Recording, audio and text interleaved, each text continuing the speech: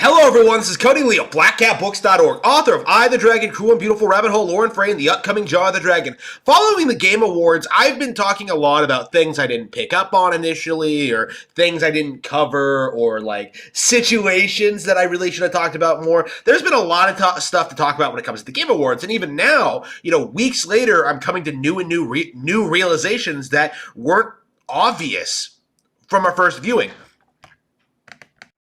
Chief among them, in fact, is Hideo Kojima's Death Stranding 2, which I personally didn't really focus on at all. Well, as I've mentioned in the past, like Death Stranding 1 was a complete failure, Kojima's career is clearly on a downward trajectory, and he's basically only relevant because he's the guy who used to make good video games, right? Fuck everyone else at Metal Gear, fuck everyone else at Konami who ever produced anything good. It was all Kojima. Like, it was Kojima sitting in his basement producing Metal Gear Solid 3 all on his own, right? Like, there were no other writers, there were no programmers, there were no game directors. Like, it was just Kojima's vision, right? The visionary game developer who has put out a complete failure in Death Stranding, and now with Death Stranding 2, we're supposed to get excited for the next Hideo Kojima project. And I don't think there is nearly as much enthusiasm for Death Stranding 2 as much as Death Stranding 1, and I highly anticipate that Death Stranding 2 will fail. I do think this is the end of Hideo Kojima's career, and I think making a sequel to this will kind of undermine what like the most hardcore dedicated fanboys and shills have been saying since the release of Death Stranding 1. That at the very least, Death Stranding had value because it was original. Yeah, forget the fact that the game isn't fun, forget the fact that the game isn't interesting, forget the cringy dialogue choices, forget the asinine gameplay. Oh, it's completely original, so that salvages everything about it, like, come the fuck on. Like, don't you have anything else positive to say about the game? Like, really? And now, like, seeing Hideo Kojima go on stage, seeing him, like, talk about Death Stranding 2, and most particularly seeing what he was getting up to in the after party, hanging out with Al Pacino, I kind of had something. I kind of had, like, a weird realization that I really kind of want to run by you guys. Is Hideo Kojima, like, the Japanese equivalent of Toby Fox? Right? Because he's doing the exact same kind of shit, in which his priority seems, rather than like making new video games, it seems to be going to another foreign country and hanging around like people who are celebrities in his sphere, right? For Kojima, it's like Hollywood celebs and like royalty, people like Al Pacino, who of course were in like, iconic films like The Godfather and Scarface. Both of which were great, by the way. And Toby Fox is like hanging around like Yoko Shimomura, like Sakurai, like a Toy, like those guys. Like there were. It's been like commonly suggested that like Toby Fox is like some beloved American game developer in Japan because of his connections, because of the people he's interacting with, and because of like the interviews he's done, and because of like the places he's been and stuff like that. Oh man, Toby Fox, he's incredibly successful. He's the most successful game developer of all time. Like, even though it's not, Undertale isn't even close to being the most popular indie game ever. Like, Toby Fox has somehow like established himself as like the king of indie games. But it's an illusion. It's not real. Like in Hideo Kojima's case, we can see this with how badly Death Stranding did, how it generated no real enthusiasm.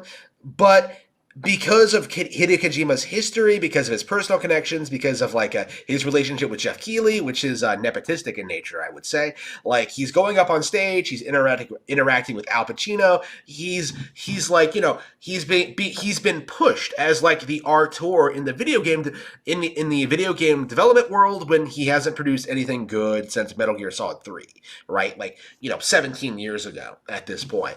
And Toby Fox is going through a similar process, right? Where a lot of game journalists overhyped Undertale, promoted it as like this big new thing, and years later, Fox has yet to produce anything else of value, right? And probably never will again if Kojima's pattern is any indication. Like, Fox's priority is kind of establishing himself as a game celebrity rather than like an actual game creator, someone who actually produces new, interesting content.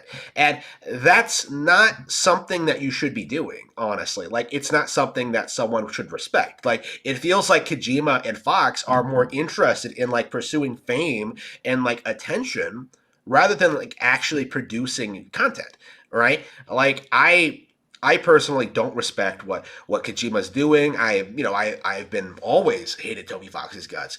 I I think when you look at like what Kojima's done, all right, and seeing how like he's using every connection he has to like interact with like all these Hollywood people, all these film creators, all these like actors and stuff like that. What has it resulted in?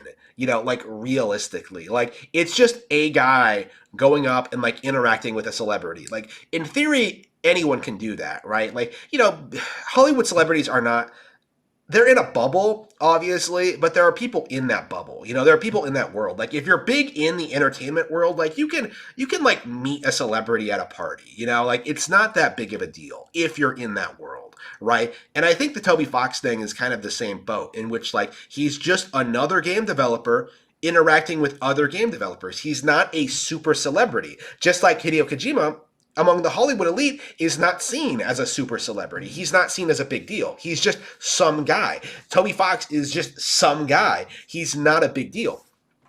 And I wonder, I feel like this pursuit of fame is something that like really is destroying whatever value that Hideo Kojima had.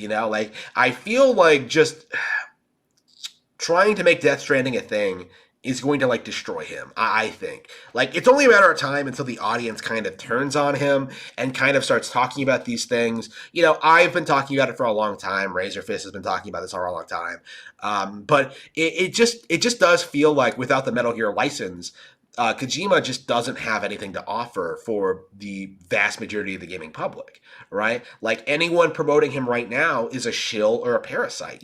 People like Yang Ye, right? People who will just like blindly get hyped for anything he shoves in their faces. It's just, how much longer realistically can this go on before people start to acknowledge that I haven't played a good Kojima game in years, right? Like, how much longer are people going, or is it going to take for people to come to that realization? Is that like something is dreadfully, dreadfully wrong with the way that, with the way that, with this situation? Because like how can you be considered one of the best game creators of all time if you're not actually developing new and interesting video games? Like Miyamoto for the past 40 years has been like producing nonstop classics, right? We went from like Donkey Kong to Super Mario Brothers to Star Fox to Pikmin